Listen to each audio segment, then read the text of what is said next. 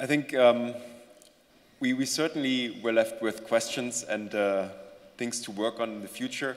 And we saw the aspect that was mentioned in the prior session, that this is not a simple question, it's not a simple system, but it's actually a very complex way and a complex interplay between different actors that we have to address. The good thing is we still have a bit of an opportunity to ask the panelists how we can deal with this. And one of the nice transitions we had from the prior session, where we talked a lot about the complexity and that management is required, is that we're now moving into people who tell us how to cut through the red tape and how to manage places and what we can do for different types of actors, because we're not only wanting to focus on the entrepreneur in general, but we have to understand better the heterogeneity and especially how, for example, minority entrepreneurship plays a role. But before we go into all of this, we start with Andrés. Who actually finished very positively, because we need to change the view of how we deal with places that didn't matter in the past, and hopefully they don't just matter now because they vote the wrong way, whatever we feel the wrong way is, but because we finally understand that transfers are not really the solution, but we have to unlock the potential of the different areas. And this is something that the OECD has been preaching for a while. We recently had our 20-year anniversary of our Regional Development Policy Committee, and one of the key messages that came out of our first summary of our knowledge was go away from classical regional policy that is about compensation, redistribution, but unlock investment potential and see places as assets, understand what you can do, and leverage those areas. And with this kind of feed into it, my question to you is the following. You mentioned the point on anchored people, people who never left, being kind of one of the most discontent people that see the decline, that experience the wealth in the past. But those are also the people that are local. Those are the people we need to leverage to build entrepreneurship, to start something new. So after years of decline, how can we actually engage these people to see that it's not all bleak, but change their fortunes? Okay, if you allow me to stand up, I think it's better to talk, people can see me. First, you rightly pointed out that the OECD for the last, I would say, 15 years has been pushing towards real change in regional development and in city and urban development. So you have been the pioneers. And you're raising a very valid point. These are areas that have been declining. What can we do, or what can be done in order for those areas to actually unleash the potential that they have? And I think, although my presentation might have been or seemed as very pessimistic, it's clear that the system is broken, but it's broken for all. These are areas that have been declining and have been declining for a long time, and they had said enough is enough, we're sinking, but we're not sinking alone. We're taking you, London, we're taking you, New York, down with us, the whole ship is going down. So we need a system to repair a system that is broken, but is not broken beyond repair. And where do we start? First, we start by changing our mindset. We all agree that there's an even spread of talent, but there's a concentration of opportunity. And we say talent should go to where opportunity is. There's the urban economics, there's the Tim Loynick sort of argument. Why cannot opportunity go to where talent also is? And we need to start somewhere. And many of these cities in declining regions are the point. Why? Because they got a lot of assets. First, they got the right size. When Chris this morning was looking at the Back to the Future city, the Back to the Future city was not New York. It was a medium-sized town that actually was strong on livability. Second, these areas have got the right prices, the lower rents that would facilitate people to move in, affordable housing, and also business to move in. They got the right urban morphology in many cases, especially in Europe. These are cities that are historical cities. They have seen better times. There's no reason why they can see better times in the future. And then finally, they got very often the talent that is rooted there. Not everyone wants to move to the big city. Many of us have got the wrong age or have got the social capital, the family links that make us live to where we are. So these are many of the assets where we have to work. How do we work on this? Well, there are two ways. First, we need to address some of the problems that have been highlighted. Very often, as Brian was saying, being small is a problem. How can we undermine this? It's a big problem, as you were highlighting, in terms of accessing credit. Why do we have the same horizontal credit conditions for every single firm, not just big and small, but for where they are located?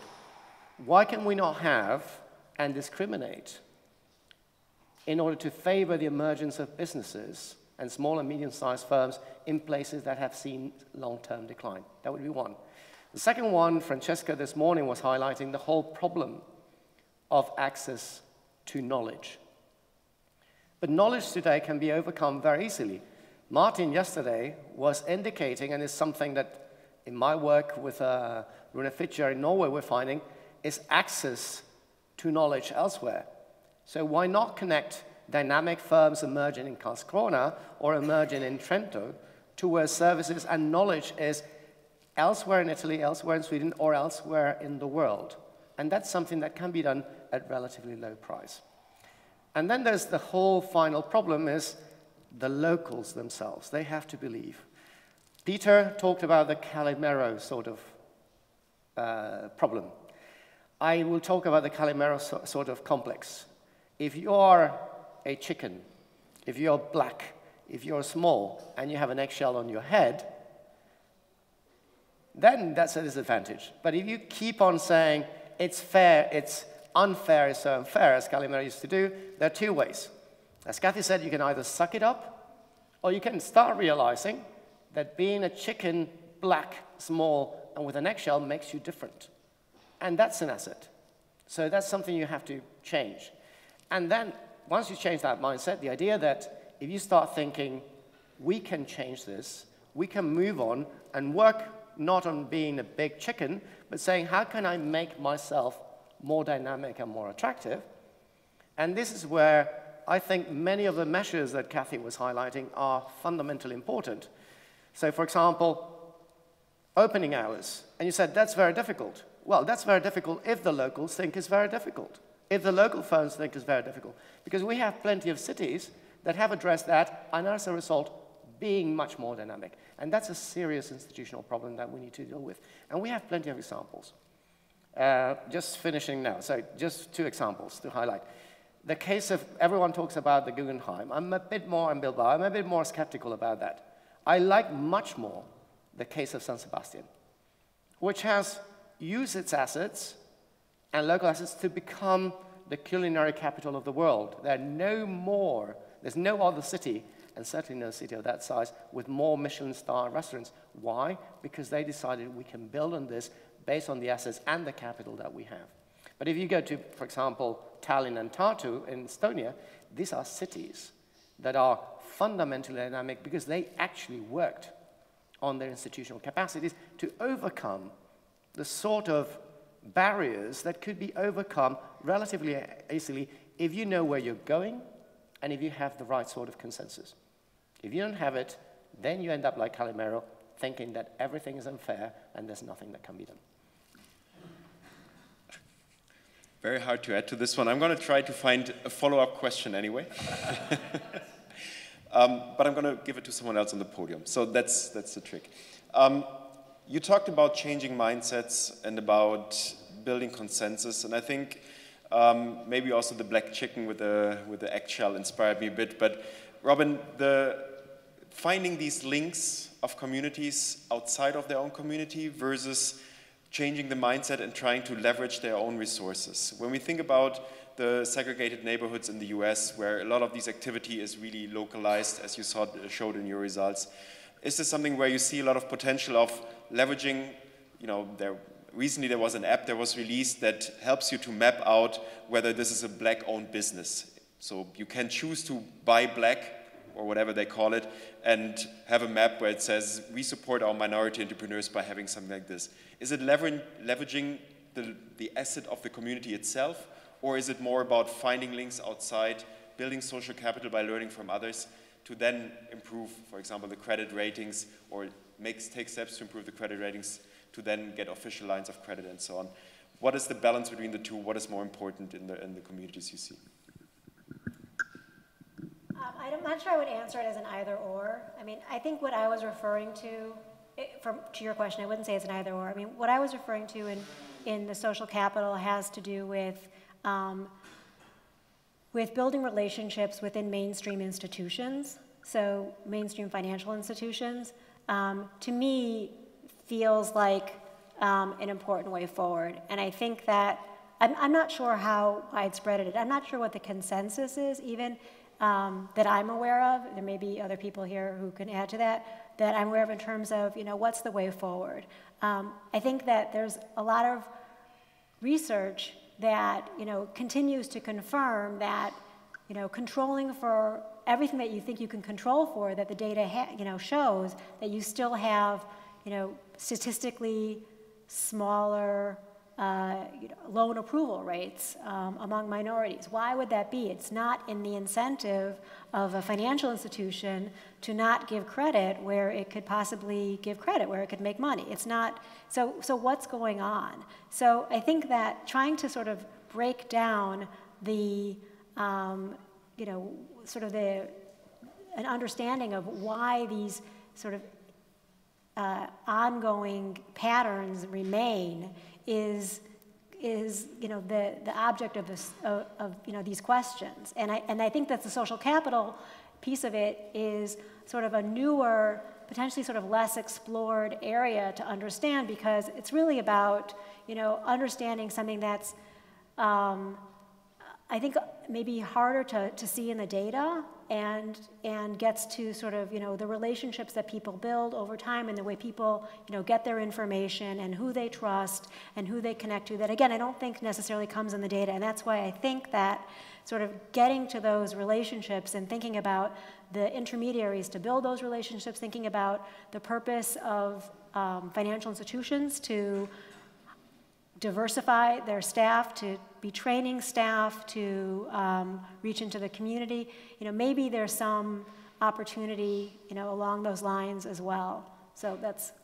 So it's really coming from both sides. It's not a one-way street where we just have to go into the community, build capacity there, but it has to come on both sides of the equation. And and think about like gentrification as a way to think about this a little bit also when you think about going into the community, because there's all these pressures on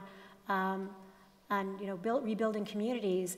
It turns out that certain minority communities are not gentrifying, and certain ones are. And again, there's just lots of perception and stereotype around going into communities. So when you're talking about sort of where is it coming from in terms of breaking down those barriers, and can an app do that? I think there's a lot going on, psychologically and socially and anthropologically, what all those things are that are, making it difficult to just sort of say, okay, why don't we just, figure it out? So. Just figuring it out. The barriers are not only there when it comes to for the entrepreneurs and the access to finance for them, but it's also when we think about small-scale planning, when we think about making those smaller places, the smaller lots, more attractive. And we heard earlier by Matthew that 50% of the brownfield investments in London are within 200 meters of those crunchy spaces around the high streets, right? But those are very hard to develop and very unattractive parts, and your work is very much guided into this direction, Brian, to help make it easier to develop those lots and use the space that's already available. And you also mentioned the capacity that is lacking in the local governments when they try to implement those lean urbanism principles, when they want to go to pink zones rather than red tape. But what are the key bottlenecks that you see? Is it a stereotype that they feel it's just hard and they don't address it in the first place? Or what are the key aspects we need to address to help those local governments make the changes to have those spaces developed? First, we have to raise awareness. These governments have to recognize the value of these small-scale entrepreneurs and businesses. Everyone thinks that big is the way it should be done, in part because it's the only way it can be done, with the public-private partnerships as well that Chris Leinberger was talking about. But then you just have to find out. You have to really identify what the particular barriers are in that municipality. You have to identify the barriers, you have to identify the assets. For the type of work that I'm talking about, it's highly local. there are things that could be done at a national or at a state level, but these are mostly highly local that are for the municipalities to figure out. You can't make assumptions that barriers in one locality are the same in another. So you have to go in and you have to do an assessment, you have to identify it. And then, of course, the municipality, the people who work within, who work on the staff in these places, as well as the department heads, the elected officials, have to be willing to make changes. We've been invited to work in places and then identified problems, recommended changes, and the people have said, actually, we're not interested in doing that. That's more common than you might think. I might have had this situation happen in one of the recommendations that the OECD provided to one or two of our members. Mm-hmm. Morgane. I have just a kind of a follow-up question. After these 2 days, it seems like we all come down to the fact that the planning system is broken and also inverted. So it seems like investors make decisions on what is viable, what is unviable, what is lucrative, what is not lucrative. And it seems like they have totally distanced themselves from local economies and local actors. So my question is, what is our role in reconciling these two so that investors still play an important part in developments of local places, but that they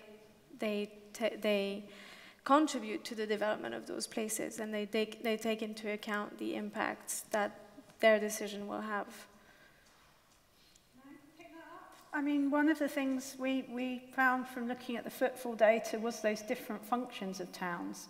So we had investors who weren't going into some smaller locations because there was an expectation of the function of that place, when in actual fact the reality was quite different.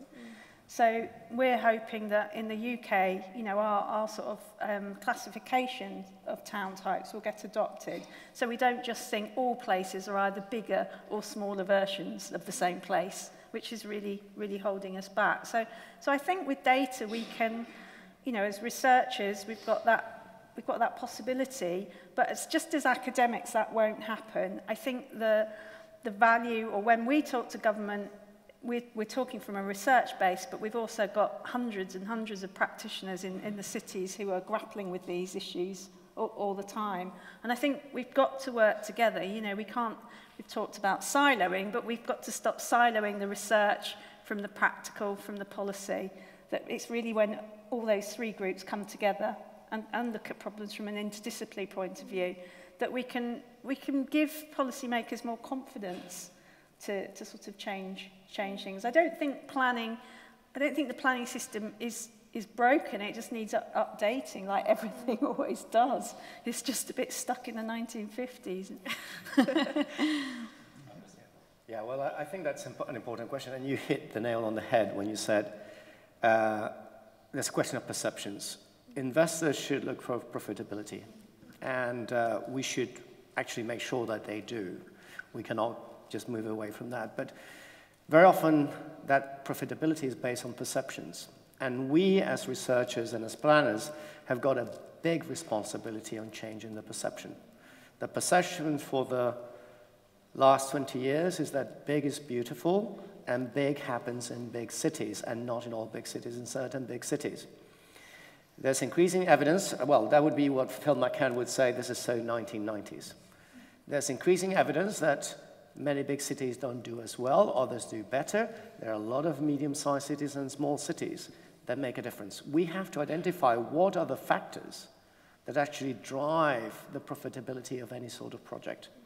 And we have to be much more thorough and much more discriminatory in terms of highlighting what are conditions, how can we improve, let's say, particular endowments in order to make sure that if you invest in a medium-sized city and a particular type of city with a relatively urban structure and urban morphology, that's going to work, and what doesn't work.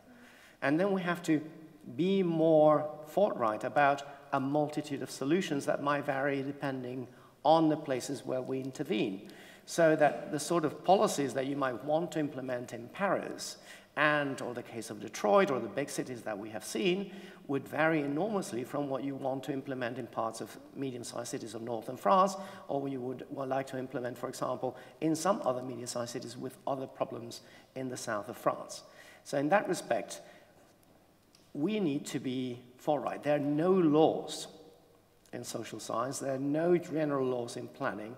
What we have is to offer a multitude of solutions that would maximize any sort of investment depending on the type of area and the type of city where we're investing. I have a comment also.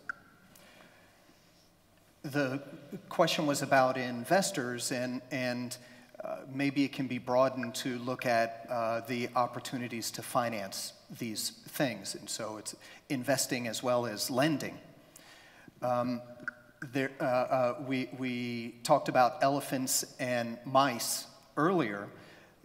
One thing to do is to think of them like different species.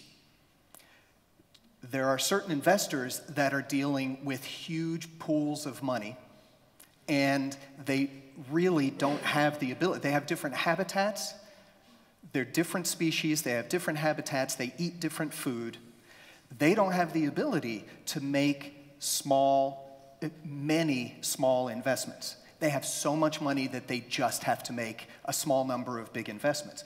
But there are also other types of investors that are able and interested in making smaller investments in the types of enterprises and the types of developments that we're talking about here.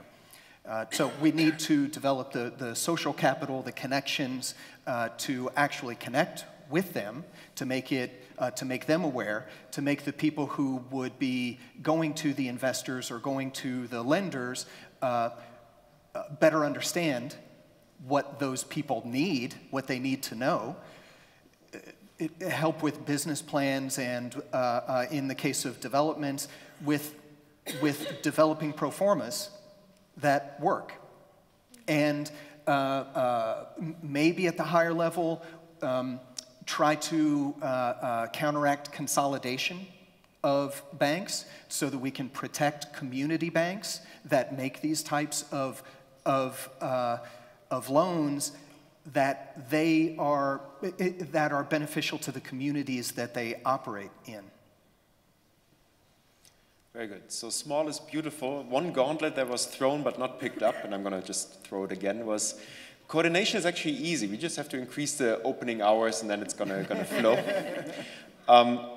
But in practice, does it actually make it more difficult, or does it make it easier if you work with many small local businesses as opposed to having like the big stores on the high street? What's kind of, when it comes to making change happen, when it comes to kind of rallying the forces behind a common project to improve the local high street, improve your local area, small scale, medium scale, what is your experience, Cathy? What kind of helps? Well, I mean, it would be, if we found the perfect answer, that's not going to exist everywhere, because every single city is a mixture of different scales of investors and industry and so on. So, I mean, if you take something like retailing, that's incredibly controlled centrally. Retailers of large businesses are command and control organisations. If you're in the north of Scotland and you manage a Marks and Spencer's, you'll have no freedom as to what clothes you put out. So the weather might be terrible and raining, but you can't put out extra umbrellas unless you get a fax, probably, because that's how dated the model is. Saying that you can put extra umbrellas out. So, they're not easy to work with in cities, large retailers. So the example I gave in Manchester, it was actually the large businesses that were in the city centre that it took 3 years to coordinate. Small retailers, you have a different problem, is that they're so busy running their business. When are they going to come to the meeting that says that the best time to be open in the city is between 11 and 6? That reaching them is hard. So that's why these networks, like the business improvement districts, are important.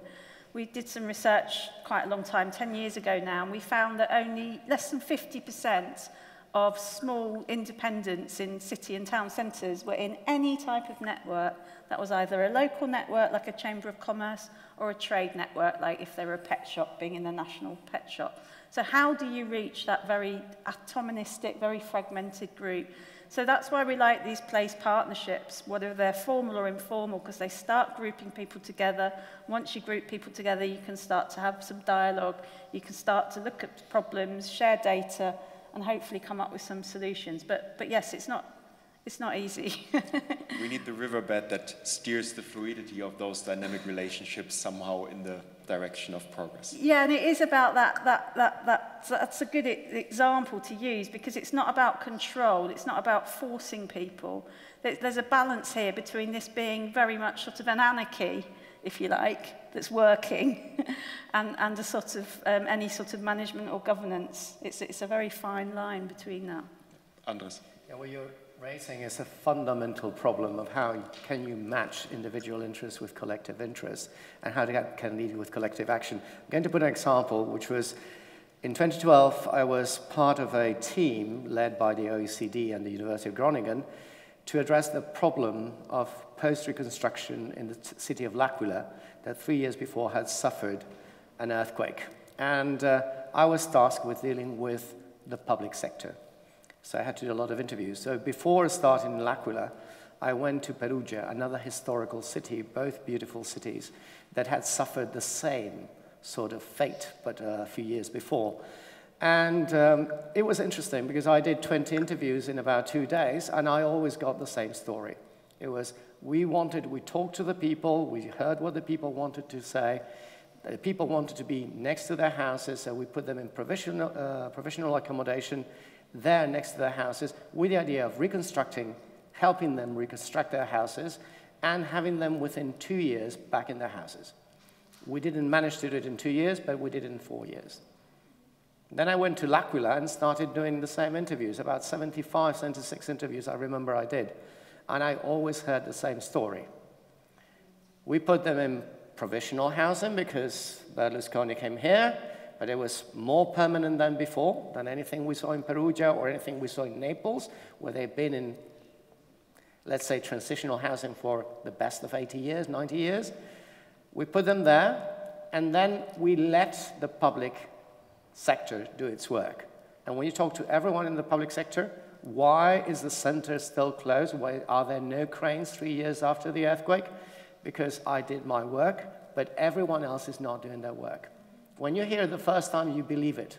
When you hear it by the 70th time, you get very angry. Because there's a clear failure of collective action. And that's a real problem when you're saying, well, there are problems, but problems need to be overcome. And they need to know that if they don't act together, then they're going to sink. Today, L'Aquila is starting to become reborn, but it's 10 years. Last month was 10 years after the earthquake. If we want to avoid that fate for many of our cities, and as a result of that, through the ballot box too, for many of our countries, we need to make sure that this consciousness that they can change things from inside and that they have to take action has to be done from now. Not just acting, but acting in a timely manner. Yeah. With that, any questions from the audience? Anything burning on your side?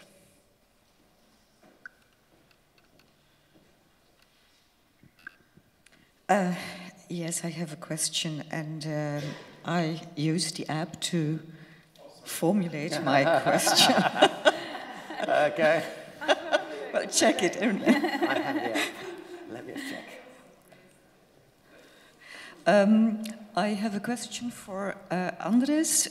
It is, are you aware of the potential of the culture and creative sectors to give back pride to the cities who have the feeling that they are left behind? Yes, I mean, absolutely. I've worked quite a lot on creative and cultural industries, and very often the way to start to transform these cities, to transform these areas, is by recovering the cultural heritage and developing cultural and creative activities.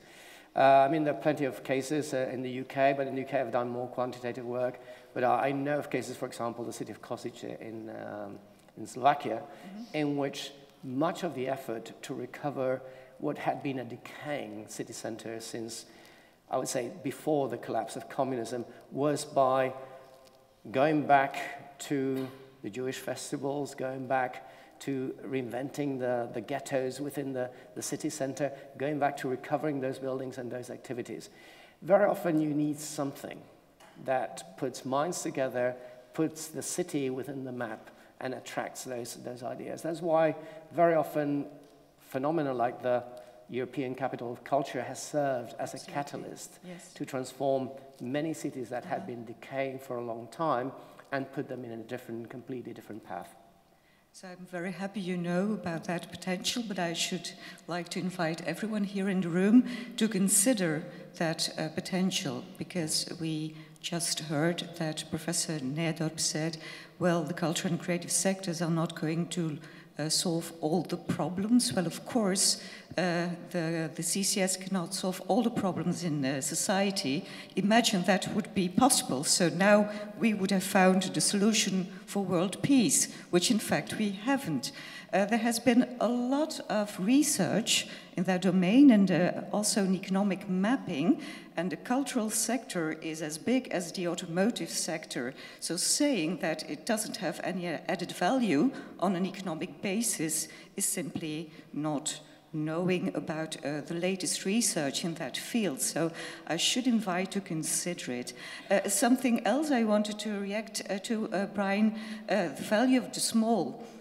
Here again, we see how important small SMEs are, just as in the cultural and creative field.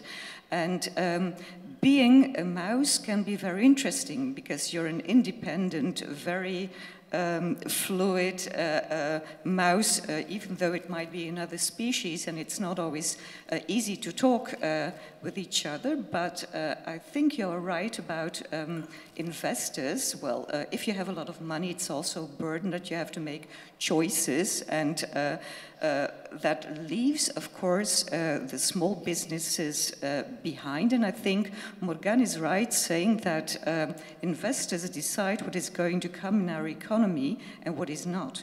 And if they decide, we face a lot of market failure. And the question is, do we want as society to have a lot of these elements left out, and that we only work for consumers who want to spend money on certain things? I think the value of our life will be not as interesting as it used to be. So I think there's a very important role for policies to play in that domain. You want to give an answer? I thought it was a comment rather than a question.